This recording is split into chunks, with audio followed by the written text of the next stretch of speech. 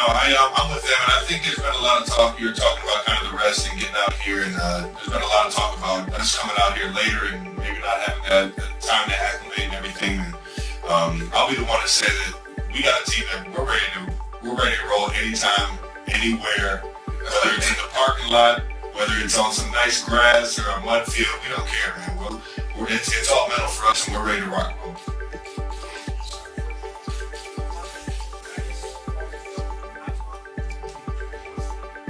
What do you feel about? Uh-oh.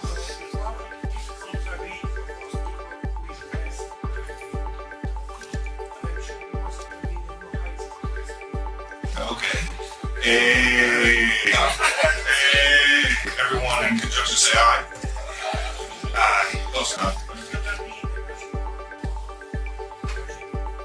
You know what? We definitely wanted to tie that in. The next week being our bye week, we're thinking about maybe coming out here and having some fun because the game came out here. But that's just a lot of travel during a gruesome season.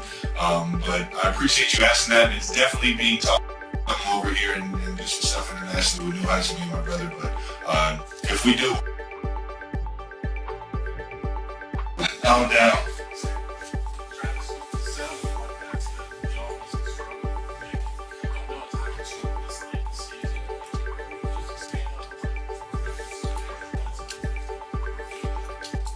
I think that looking back on everything in previous years, I kind of just was talking for the most part on how I felt at the moment and letting things run. And I stand by that this team has every piece that it needs to be great. Everybody can talk about whatever they want to talk about. That's our weakness. I know that we got a team that can put points up. And I know we got the coaches to be able to put us in a great position to succeed, and that's where we're moving going forward. And it just takes guys to lock in and just be ready for those big time moments when we need it most.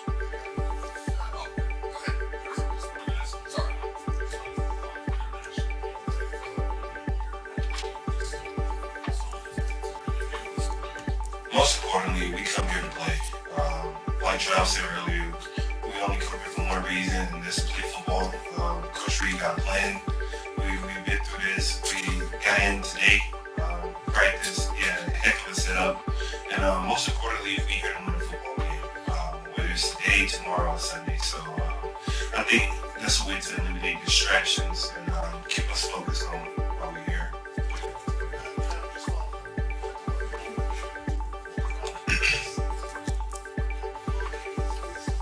I mean, I've dropped a lot of footballs in my day, and it's unfortunate. You can attribute it to whatever you want. I like to take it right here and put it on me to be able to focus and lock in and be able to make those plays. I think that, having that leadership when I first came into the building and hearing Coach Reed talk about, how guys are what's the recipe for a drop, focus, balance, there's a lot of different things that can go on. And I like to just put it on me and just say that my focus is everything. And I think, that kind of leadership, when you hear Coach Reed talk about it around in the locker room and just whenever we're reviewing like film and practice film and game film, everyone kind of falls in line and puts it on themselves.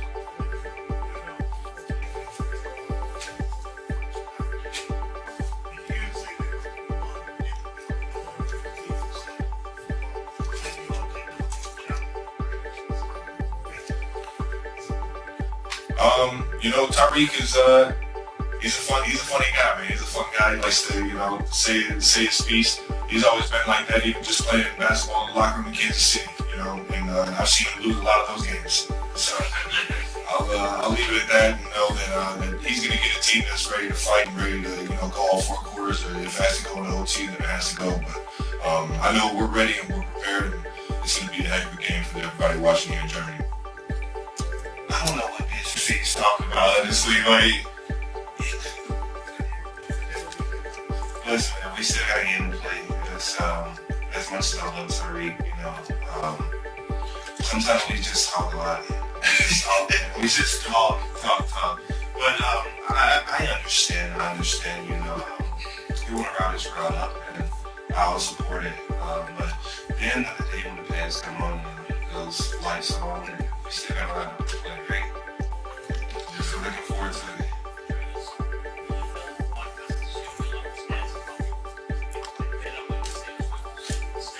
Yeah. I think it's pretty much a coincidence. I've had some pretty big games in my career. So yeah, I think it's a bit of a coincidence for sure.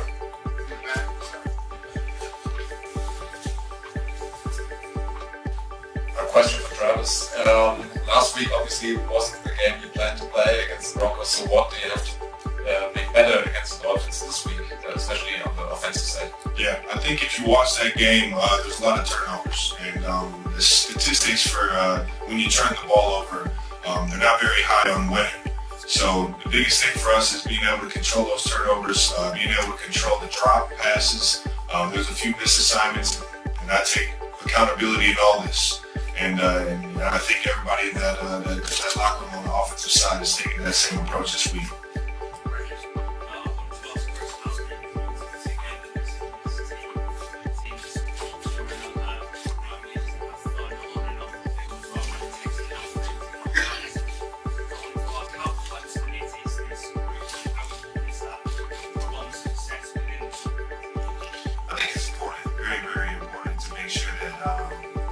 Win together, we lose together, right? And, I think it's significant, especially when you face adversity, that you guys come together even more. Because to let them know that you're not alone, just because you drop a pass or drop a touchdown doesn't mean it costs us the game. Maybe I missed a tackle, maybe I missed a sack in a critical moment, which we could have got it and we could have got off the field, not put the offense in that position. So I think it's more so it's understanding and leadership, holding each one accountable, and making sure we support each other through adversity.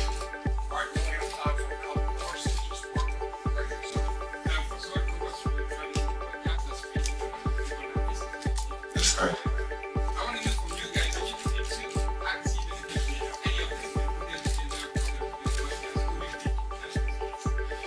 Two active NFL players.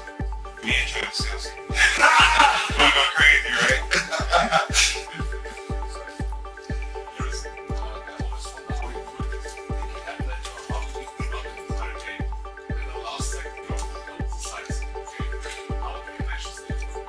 Yeah, that's a good question. I try to make every kick a big kick. So whether that's a practice kick or a first quarter extra point, if I can treat those kicks like they're big kicks, and when I do get to that field goal that might make the difference in the game, it's a routine kick that I'm used to, but it's never easy. But the more pressure I can put on myself, and when I finally do get to that big pressure-packed moment, everyone's like, man, how does he go out there and do it? Well, I'm used to that from practice, but it's a blessing to be able to play along these guys and on this stage and be able to go out there and do what I love.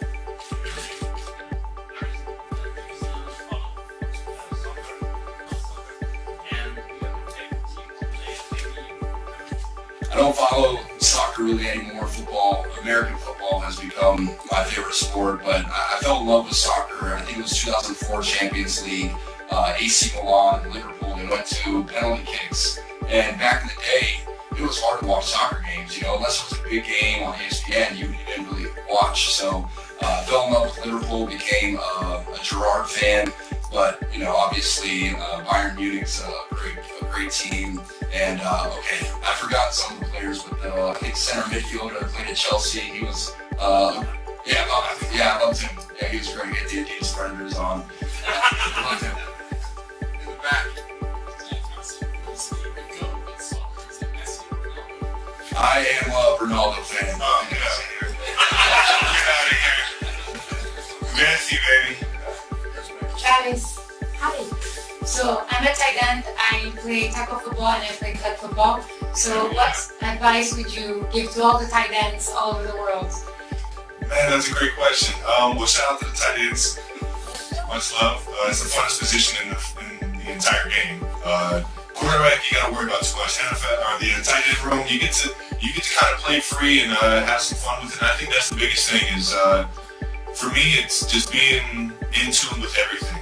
Because you get to run, you get to run block, you get to pass block, you get to both get the ball, go and catch the ball, and you get to do so many different things. It's like you're the home utility guy, or the home utility girl. You know, if you need a plumber, I got you. If you need an electrician, I got you. You know, I'm the anything you need coach, and with that comes the ability. You know, you got to be able to relate to everybody on the field. So make sure you're having fun every day you come into it. Got 3 more. Start right here.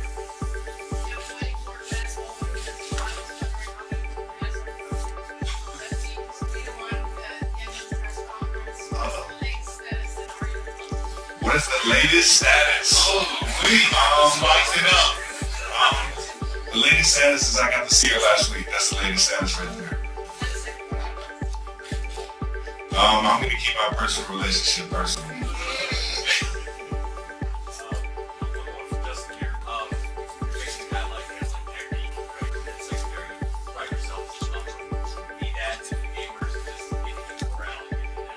I think it's a little bit of both. I mean, you never get a chance to. It's not like football is going to happen organically. So plays happen. You have a chance that yes, the ball already in his hand. You can ground him. You have a chance to leave a mark. Then you try to leave a mark. Everything legally, nothing malicious. It's just the way that football is played. And I'm a physical guy, so I don't being a physical player. We played each other 3 times now, so I know him a little bit. He knows me a little bit, and we're not knowing everyone else.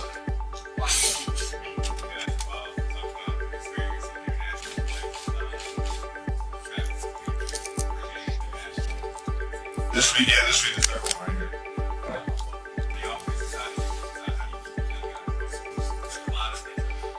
I mean, you can say young guys, old guys. I'm excited.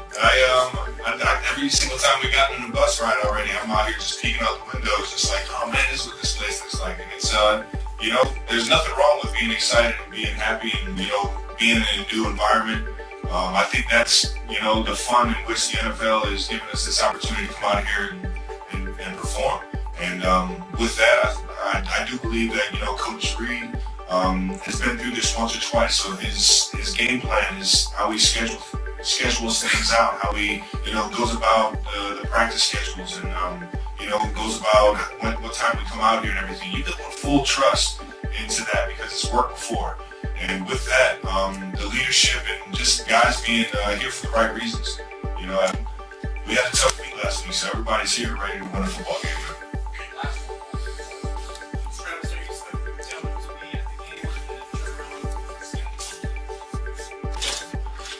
You know what? I think when I mentioned, or everybody knows that she's at the game, the Vegas, you know what I mean? Like the over under on my catches kind of goes up and down. The spread goes up and down. So, you know, I don't want to mess with any of that stuff. So I'm just gonna keep it to myself. Thanks, guys. Thanks. Have a good one, guys. As training camp continued, Travis Kelce appeared calm, focused, and completely in control. Wearing his practice gear and speaking confidently at the podium, the veteran tight end carried the quiet confidence that comes from years of balancing the demands of NFL preparation with constant media attention. His relaxed demeanor suggested that while the spotlight never fades, his priority remains exactly where it has always been, helping the Kansas City Chiefs prepare for another season. The opening questions during the media session centered on football. Reporters asked about the offense's chemistry, his connection with quarterback Patrick Mahomes, and how the team was progressing through another demanding training camp. Kelce answered with his usual mix of thoughtful analysis and light-hearted humor, explaining that building timing and trust takes repetition every single day. He emphasized that success in the regular season begins with the work completed during training camp, where every practice helps establish the rhythm needed once meaningful games begin. As expected, however, the conversation eventually shifted away from football. One reporter asked about ongoing speculation surrounding Taylor Swift and whether she would attend the Chiefs' season-opening game against the Los Angeles Rams at Arrowhead Stadium. Rather than avoiding the topic, Kelce responded with a smile and appeared amused by the anticipation surrounding the question. According to the scenario described, he confirmed that she planned to attend the opener, answering simply that she would be there to support the team. The straightforward response immediately caught the room's attention. There were no dramatic gestures or lengthy explanations, just a brief confirmation that generated considerable excitement among those present. Kelce even joked with reporters, suggesting they had been waiting to ask that particular question. The comment drew laughter and helped keep the mood relaxed before he returned his focus to football. He explained that opening day at Arrowhead always carries extra meaning. The first home game of a new season represents months of preparation finally coming together, and the atmosphere inside the stadium is unlike anything else in the NFL. For players, the energy begins long before kickoff, as thousands of fans fill the stands and create an environment that can be felt throughout the entire stadium. Kelce spoke about the unique feeling of playing in front of the home crowd. He described the excitement that builds before players even run through the tunnel and the powerful sound created by tens of thousands of fans wearing red and gold. According to the account, he added that knowing someone you care about is in the crowd makes the experience even more meaningful. The discussion then turned to whether the enormous attention surrounding Taylor Swift creates additional pressure on game day. Kelce reportedly dismissed that idea almost immediately. He explained that once he puts on his helmet and steps onto the field, his focus is entirely on football.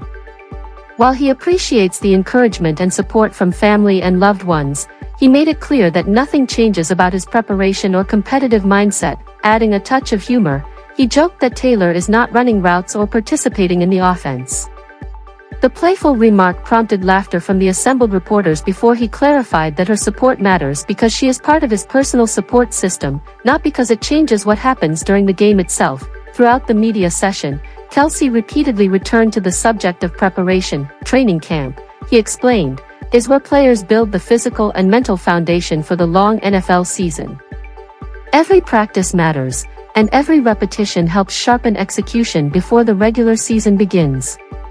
Veterans and younger players alike are expected to earn their opportunities through hard work rather than relying on reputation or past accomplishments. He emphasized that nobody simply arrives ready for week one.